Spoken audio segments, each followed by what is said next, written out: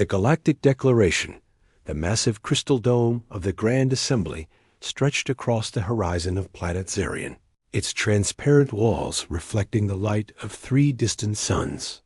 Inside this architectural marvel, representatives from 73 different species gathered for what would become one of the most significant votes in galactic history. The air buzzed with the sounds of a dozen different languages being translated through neural implants, creating a symphony of diplomatic chatter. Ambassador Krixtal of the Xanthari Empire stood at the central podium, his 8-foot frame covered in the ceremonial robes of his office. His species had been the founding members of the Stellar Coalition 3,000 years ago, and their word carried tremendous weight in all galactic affairs. The Xanthari were known for their logical minds and careful decision-making traits that had helped them build one of the most advanced civilizations in the galaxy. Around the circular chamber, delegates from across known space occupied their designated sections. The crystalline quantum collective representatives glowed with soft blue light, their energy-based forms shifting constantly within their containment fields. The insectoid hive mind clusters clicked and chittered in perfect unison, their collective consciousness making decisions faster than any individual could think. The plant-like photosynthetic alliance swayed gently in their atmospheric bubbles, their leaves rustling with ancient wisdom. In the smallest section of the assembly, almost overlooked among the grand displays of alien technology and biology, sat Dr. Elena Vasquez. She was the sole human representative to the Stellar Coalition, a position that had been granted to her species only 50 years ago when they had first achieved faster-than-light travel. At 42 years old, Elena had dedicated her life to diplomacy and interspecies relations, learning 17 different alien languages and customs in her effort to represent humanity on the galactic stage. Elena watched nervously as Ambassador Krixtal activated the holographic display system. 3-dimensional images appeared in the center of the chamber, showing detailed analysis reports, technological assessments, and behavioral studies. She recognized the subject matter immediately and felt her heart sink. The images showed human cities, human military installations, and human technology, all being evaluated and categorized by alien scientists. Honored delegates, Krixtal began, his voice carrying clearly through the chamber's advanced acoustic systems. We have gathered today to address the question that has been debated in our scientific circles for the past decade. The species known as humans, while showing promise in some areas, have been thoroughly studied and evaluated according to our established protocols for galactic citizenship. The ambassador gestured to the floating displays, which now showed comparative charts between human technology and that of other coalition species. The differences were stark and embarrassing. Where other species had developed clean energy sources that could power entire star systems, humans still relied on primitive fusion reactors. While advanced civilizations had created weapons of pure energy that could disintegrate matter at the molecular level, humans still used projectile weapons that threw metal objects at high speeds. The evidence is clear, Krixtal continued. Humans possess what we can only describe as an almost primitive approach to problem solving. They engage in something they call warfare with an intensity and frequency that suggests severe emotional instability. Their technology, while functional, lacks the elegance and efficiency that marks true advancement. High Counselor Vexthara of the Quantum Collective pulsed brighter, her energy form shifting to indicate she wished to speak. The translation system converted her electromagnetic patterns into audible words. The humans have shown disturbing tendencies toward violence and competition. In our observations, they have never achieved the peaceful unity that marks all civilized species. Even now, their home planet is divided into competing nation-states that maintain separate military forces. Elena felt heat rising in her cheeks, but she remained silent. She had learned that interrupting the formal proceedings of the assembly was considered a grave insult. Instead, she made notes on her tablet, preparing her response for when she would be permitted to speak. The hive mind representative spoke next, their collective voice creating an eerie harmony. We have studied human literature and entertainment media. Their stories celebrate individual achievement over collective harmony. They glorify conflict and competition rather than cooperation and unity. This suggests a fundamental flaw in their psychological development. More delegates joined the discussion, each adding their own observations about humanity's perceived shortcomings. The Photosynthetic Alliance noted that humans seemed incapable of existing in harmony with their natural environment. The Aquatic Federation pointed out that humans had never developed telepathic abilities, suggesting limited mental evolution. The Crystalline Architects criticized human construction methods as wasteful and inefficient. Ambassador Krickstall raised his hand for silence. Based on these comprehensive studies, the Zenthari Empire formally proposes that humans be classified as Tier 7, primitives under the Galactic Development Scale. This classification will restrict their access to advanced technologies and limit their expansion beyond their current solar system until they demonstrate significant cultural and technological advancement. The chamber fell silent as the implications of this proposal sank in. A Tier 7 classification was just 3 levels above the lowest possible rating, typically reserved for species that had barely achieved spaceflight. It would effectively isolate humanity from the galactic community and prevent them from accessing the technologies and knowledge that could accelerate their development. Elena stood slowly, her hands trembling slightly as she activated her speaking device. Honored delegates, I request permission to address the assembly on behalf of the human species. Krickstall nodded formally. A human representative is recognized. Elena walked to the center of the chamber, feeling the weight of thousands of alien eyes upon her. She took a deep breath and began to speak, her voice carrying clearly through the translation systems. Respected members of the coalition, I understand the concerns that have been raised about my species. We are indeed different from the civilizations represented here today. We have not achieved the peaceful unity that many of you enjoy. We have not developed the advanced technologies that some of you consider standard. She paused, looking around the chamber at the assembled delegates. But I would ask you to consider that diversity of thought and approach has always been valuable. Humans may solve problems differently than other species, but we do solve them. Our competitive nature, which you see as a flaw, has driven us to achieve rapid technological advancement in a remarkably short time. Our individual focus, which you criticize, has produced innovations and creative solutions that collective thinking might never discover. The hive mind representative pulsed. With what Elena had learned was their expression of disagreement. Individual achievement leads to conflict and suffering. Unity brings peace and prosperity. Perhaps, Elena replied, but it also brings stagnation. Human history is filled with examples of individuals who thought differently, who challenged the accepted wisdom of their time, and who made breakthroughs that benefited all of humanity. If we had all thought the same way, we would never have developed the technologies that brought us to your attention in the first place. High Counselor Vikstara's energy form shifted to a more aggressive pattern. Your species has a documented history of warfare spanning thousands of years. You have built weapons designed specifically to kill other humans. This level of violence is unprecedented among civilized species. Elena nodded slowly. You are correct. Humans have indeed engaged in warfare throughout our history. But perhaps you have misunderstood the nature of that warfare. We do not fight because we are inherently violent.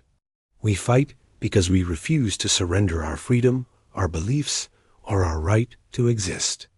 Every major conflict in human history has taught us valuable lessons about cooperation, strategy, and the importance of protecting what we value. The chamber began to buzz with translated conversations as delegates discussed Elena's words among themselves. She could see that her arguments were not having the effect she had hoped for.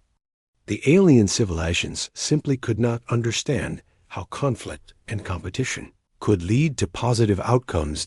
Ambassador Crickstall called for order. While we appreciate the human representative's passion, the evidence speaks for itself. The proposal for Tier 7 classification will now be put to a vote. The voting system activated, and holographic displays appeared before each delegate showing their options. Elena watched in growing despair as vote after vote was cast in favor of the classification. The Xanthari Empire voted yes. The Quantum Collective voted yes. The Hive Mind voted yes. One by one, the 73 member species of the Stellar Coalition voted to classify humanity as primitive. There was a pause before the human response came back. Captain, I am giving you one final warning. Leave our system now, or we will remove you by force. The Coalition officers erupted in what passed for laughter among their various species. The Xanthari delegate on Zephron's bridge clicked his mandibles in amusement. The Quantum Collective representative pulsed with colors that indicated extreme humor. The very idea that humans could threaten a Coalition fleet was considered ridiculous. Admiral Mitchell, Zephron said, we have scanned your system. Our sensors detect fewer than 50 human vessels, all of them primitive by our standards. We have 12 ships equipped with the most advanced weapons in the galaxy. I suggest you reconsider your position. The human response was immediate and shocked everyone on the Coalition bridge. Captain, your sensors are not as advanced as you think they are. You have 30 seconds to begin your withdrawal, or we will demonstrate exactly how primitive we are. Zephron was about to reply when his sensor operator, a crystalline being from the Mineral Collective, suddenly began flashing with urgent orange patterns. Captain, I am detecting massive energy signatures throughout the system. They appear to be ... everywhere. Before anyone could respond, space around the Coalition fleet began to shimmer and distort. What had appeared to be empty space suddenly filled with human vessels, appearing as if they had materialized from nothing. The ships were unlike anything the Coalition had ever seen, sleek and angular, with no decorative elements whatsoever. They looked like tools designed for a single purpose. Stealth technology, whispered the Xanthari officer. But that is impossible. Our sensors can detect any known form of concealment. Admiral Sarah Mitchell's voice came over the communication system again, but now it carried an undertone of satisfaction. Captain Zephron, allow me to introduce you to the Human Defense Force. All 57 vessels you detected were decoys. Our actual fleet consists of 143 ships, all of which have been studying your formations and capabilities for the past 6 hours. The human ships moved with a precision that the Coalition officers had never witnessed. They flowed around the alien formation like water, positioning themselves to attack from every angle simultaneously. Their movements were coordinated to a degree that suggested either advanced artificial intelligence or a level of tactical thinking that the Coalition had not believed possible. On the bridge of the lead human vessel, Admiral Sarah Mitchell stood, calmly as her tactical officer provided updates. Mitchell was a woman in her early 50s, with short gray hair and piercing blue eyes that missed nothing. She had spent her entire career preparing for this moment, studying every known Coalition species and their tactical doctrines. All ships report ready, Admiral, announced Commander Alex Torres, her tactical officer. Torres was younger than Mitchell, but he had been handpicked for his ability to think several moves ahead of any opponent. Enemy formation is standard Coalition intimidation display. They are positioned for maximum visual impact, but minimum defensive capability. Mitchell nodded. The Coalition has been using the same tactics for centuries. They rely on technological superiority and psychological intimidation. They have never faced an enemy that refuses to be intimidated. She opened a channel to the Coalition fleet. Captain Zephron, I want you to understand something. For the past 10 years, while your Coalition has been studying us and deciding whether we are worthy of your attention, we have been studying you. We know the capabilities of every ship in your fleet. We know the weaknesses of every weapon system you possess. Most importantly, we know how you think. The human fleet began to move, not in the chaotic pattern that the Coalition expected from a primitive species, but in a coordinated dance that demonstrated tactical sophistication beyond anything the aliens had encountered. Each ship moved to a specific position, creating overlapping fields of fire that would prevent any Coalition vessel from escaping. Zephron finally began to understand that this was not going to be the routine enforcement action he had expected. All ships, prepare for combat. These primitives are about to learn the price of defying the Coalition. The Coalition fleet began to power up their energy weapons, creating the brilliant light displays that had intimidated countless species throughout galactic history. Plasma cannons charged with sufficient power to obliterate small moons. Particle beams prepared to tear through any known defensive system. Force projectors activated to create shields that could deflect virtually any attack. But the humans did not fire energy weapons. Instead, they launched what appeared to be simple metal projectiles, traveling at incredible speeds through the vacuum of space.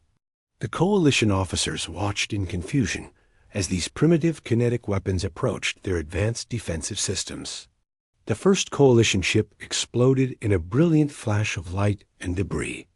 The metal projectiles had passed through their energy shields as if they did not exist, striking the vessel's hull with devastating force. The ship's advanced armor, designed to resist energy weapons, crumpled like paper under the impact of solid matter moving at relativistic speeds. "Impossible," Zephron shouted. "Our shields should stop any physical projectile." His science officer, a being from the analytical collective, was frantically checking his instruments. "Captain, their projectiles are not following normal ballistic trajectories. They appear to be guided and accelerated by some form of magnetic field manipulation. Our energy shields are designed to deflect energy attacks, not solid matter moving at these velocities." A second Coalition ship disappeared in a ball of fire and scattered metal. Then a third. The human weapons were unlike anything the Coalition had ever encountered. Instead of trying to overpower enemy defenses with more energy, they simply bypassed those defenses entirely by using a completely different approach. Admiral Mitchell's voice came over the communication system again. "Captain Zephron, this is what happens when you assume that everyone else thinks the same way you do. Your shields are impressive against energy weapons, but they are useless against kinetic projectiles. Your armor is strong against heat and radiation, but it cannot stop solid matter moving at significant fractions of the speed of light." The Coalition fleet attempted to return fire, but they quickly discovered another problem. The human ships were not where they appeared to be. Their sensor systems were detecting false images, while the real vessels attacked from different positions. The humans had not only developed superior stealth technology, they had also mastered the art of deception on a level that the truth-focused Coalition species could not comprehend. "They are using multiple forms of misdirection simultaneously," reported the Zenthari officer. "Holographic projections, sensor jamming, and what appears to be some form of psychological manipulation designed to make us see what they want us to see." Zephron watched in horror as his fleet was systematically destroyed by an enemy that should have been incapable of threatening even a single Coalition vessel. The humans were not just more advanced than the Coalition had realized. They were operating on an entirely different level of tactical thinking. Commander Torres reported to Admiral Mitchell from his position at the tactical console. "Enemy fleet is down to 6 ships, Admiral. They are attempting to retreat, but our intercept courses are already locked in. Mitchell nodded. Let one ship escape, Commander. They need to report back to the Coalition about what they have seen here today. As the surviving Coalition ships limped away from the battle, Zephron found himself in the uncomfortable position of having to explain to his superiors how a supposedly primitive species had destroyed most of his fleet with apparent ease. His remaining crew members were shaken by what they had witnessed, and several were suffering from what human doctors might have recognized as post-traumatic stress. Back on planet Zarian, Ambassador Krikstal received Zephron's report with disbelief. The idea that humans could have defeated a Coalition enforcement fleet was simply impossible to accept. Yet the sensor recordings and battle footage provided undeniable evidence of what had occurred. They were not primitive, Krikstal said slowly as he reviewed the data. They were hiding their true capabilities. But why? What purpose could such deception serve? High Counselor Vexthara materialized in the chamber, her energy form flickering with patterns that indicated extreme agitation. The humans have been planning this for years. While we studied them and classified them as inferior, they were studying us and learning our weaknesses. They deliberately appeared primitive while secretly developing technologies specifically designed to counter our capabilities. The chamber buzzed with translated conversations as delegates discussed this unexpected turn of events. The species that they had dismissed as primitive had not only proven their technological sophistication, but had also demonstrated strategic thinking that surpassed their own. After several hours of debate, the Coalition leadership reached a decision. Ambassador Krikstal stood to address Elena formally. Dr. Vasquez, the Stellar Coalition hereby withdraws its previous classification of humanity as Tier 7 primitives. We extend an offer of full membership in the Coalition, with all rights and privileges thereof. Elena smiled and bowed formally. On behalf of humanity, I accept your offer. We look forward to a long and productive relationship with all Coalition species. As the session ended and delegates began to file out, many of them paused to speak. With Elena personally, they wanted to understand how her species had managed to conceal such advanced capabilities while appearing primitive to their sophisticated detection methods. The galaxy had learned a valuable lesson about the dangers of making assumptions based on limited information. More importantly, they had discovered that there was more than one path to advancement, and that diversity of approach could be a strength, rather than a weakness. Humanity had earned its place among the stars, not through peaceful evolution or collective harmony, but through the very qualities that the Coalition had initially seen as primitive: individual determination, competitive spirit, and the refusal to accept limitations imposed by others. The age of human expansion could now begin officially, with the full support and resources of the galactic community.